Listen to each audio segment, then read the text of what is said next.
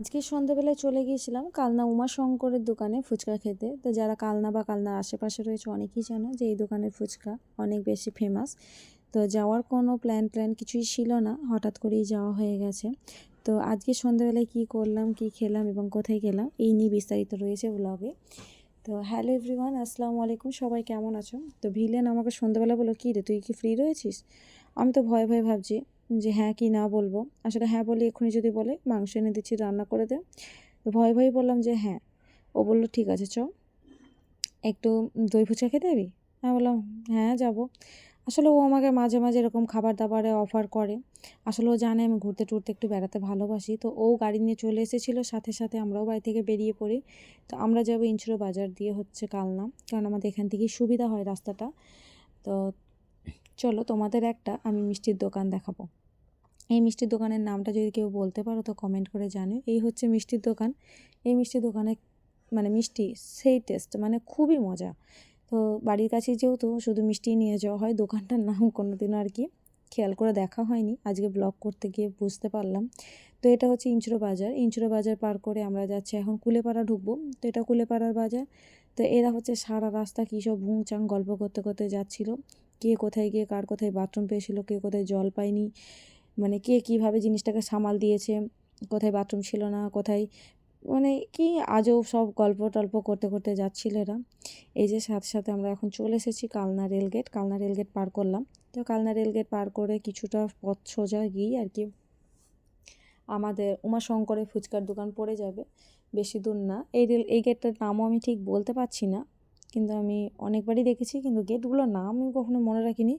আজকে ব্লগ করছি বলে বুঝতে পারছি যে রাস্তা দিয়ে যাওয়াই হয়, কিছু দেখা হয় না। এই যে বই মেলার পোস্টার দিয়েছে, সামনে কত তারিখে বেশ বই মেলা রয়েছে। পাশ থেকে সাকিব বলছে ওর নাকি ভিআইপি টিকিট আছে, ও যাবে। আসলে ওর মামা হয়তো মেলার কোনো প্রযোজক কিছু হবে হয়তো, তাই ওর কাছে ভিআইপি টিকিট রয়েছে আর কি।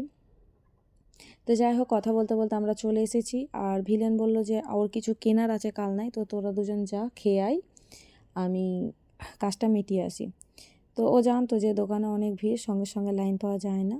আসলে এই দোকানে নানান জায়গা থেকে অনেকই দেখি লোক এসেই যাচ্ছে। তো সাথে সাথে আমরা আর কি পাইও নি, অনেকটাই ওয়েট করতে হয়েছে। মেয়েটাকেও বাইরে নিয়ে দাঁড়িয়েছিলাম, আসলে ঠান্ডা লেগেছে, তাই বললাম যে চলো ভিতরে গিয়ে বসি, না হলে বাইরে ঠান্ডা হাওয়া লেগে আবার ঠান্ডা লেগে যাবে। তো আমরা ভিতরে গিয়ে বসলাম। তো এই যে মেয়েটাকে ভিতরে নিয়ে যাচ্ছে আর কি, ওকে বসতে দিলাম, ওকে বললাম একটা ছবি তুলবো। ও যে এই কথাটা শুনি এই যে এই কাজটা করলো আর কি। তো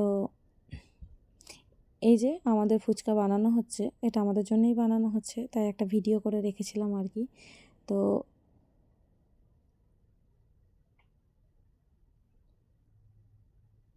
ফাইনালি আমাদের হাতে চলে এলো সেই ফুচকা। তো ফুচকাটা খেতে বরাবরের মতনই খেতে সুন্দর ছিল আর কি।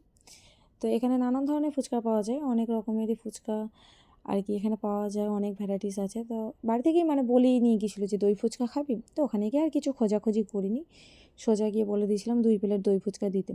তো খাওয়া হয়ে গেছে। গাড়িতে ওঠার সময় আমার হাজব্যান্ড বলছে আজকে ফুচকা খেলাম না সোনা খেলাম, বুঝতে পারলাম না। আসলে ওর থেকে দাম নিয়েছে 2 প্লেট ফুচকার দাম 200 টাকা। তো সেই বিষয়ে কথা বলছিল। এবার 200 টাকা তো নেওয়ার কথা নয়, হয়তো কোনো ভুল হয়েছিল, ও সেখানে আর কিছু বলেনি ভিড়ের মধ্যে, 200 টাকা দিয়েই চলে এসেছে। তো মেয়ে আবার বলে আমি ধারে বসবো। তো যাই হোক, ওকেই লাস্ট আর কি গাড়িতে বসতে নিলাম। তারপরে আমার ওলকপিটা বসেও পড়েছে। বাইরে ভালোই ঠান্ডা আছে, এখন আমাদের এদিকে ভালোই শীত পড়েছে। কিন্তু এই মুহূর্তে আবার গাড়িতে ওঠার পরেও দোকানের আর কি মালিকটা এসে বলল যে তোমাদের টাকার হিসাবটা হয়তো ভুল হয়েছে। দিয়ে আমার হাজব্যান্ডকে জিজ্ঞেস করলো আর কি যে তুমি টাকা দিয়েছিলে আমায়? বললো আমরা 2 প্লেট দই ফুচকা নিয়েছিলাম, 200 টাকা দিয়েছি। তো উনি বললো না ভুল হয়েছে। তো টাকা ফেরত নেওয়ার জন্য আমাকে আর কি ডেকে পাঠালো। এই যে এরা কি সুন্দর আবার দুজনকে খাইয়ে দিচ্ছে, ভালোবাসা আর কি। যাই হোক, দেখেও শান্তি। এই যে উনি আমি বাকি টাকাটা আবার ফেরত দেয়, আমি নিয়ে চলে যাই। আসলে লোকটা ভালো ছিল এত ভিড়ের মধ্যেও, যে সে ভুল করেছে সেটা বুঝতে পেরে আমাদের এসে জানালো যে তোমাদের থেকে টাকা বেশি নেওয়া হয়ে গেছে, হয়তো অন্য কারোর হিসাব আমাদের সঙ্গে করে পেরেছে। এই যে এবার বাড়ির পথ আর কি ধরে নিয়েছি। এই যে বিশাল মার্কেট পার করলাম আর কি। বাবা, কারোদের আবার বিয়ে বাড়ি লেগেছে। বলছিলাম যে চলো ঢুকে পড়ি বিয়ে বাড়িতে, খাওয়া দাওয়া করি, একবার রাতে বাড়ি যাব। এই যে মেয়ে হচ্ছে ফোনে কার্টুন দেখছিল, আবার আমাকে বলছিল তুমিও দেখো।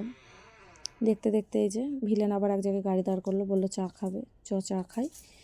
তো আমরা চলে গেলাম চা খেতে সবাই মিলে।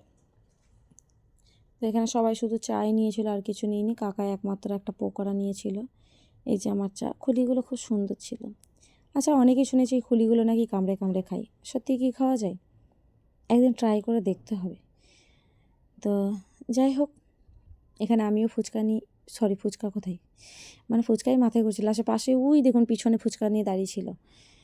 তো আবার ফুচকা খেতে মন যাচ্ছিলো, আমি আর খাইনি, চাই খেয়ে চলে এসেছি, কিছু বলিনি। ঠান্ডার রাতে ভালোই লাগছিল। তো লাস্টবেলা এতই ঠান্ডা লাগলো, চাদর মুড়ি দিয়ে নিয়েছিলাম। তো এই যে বাড়ি ফিরছি। এই পর্যন্তই ছিল আজকের ব্লগ। টাটা, ভালো থাকবেন।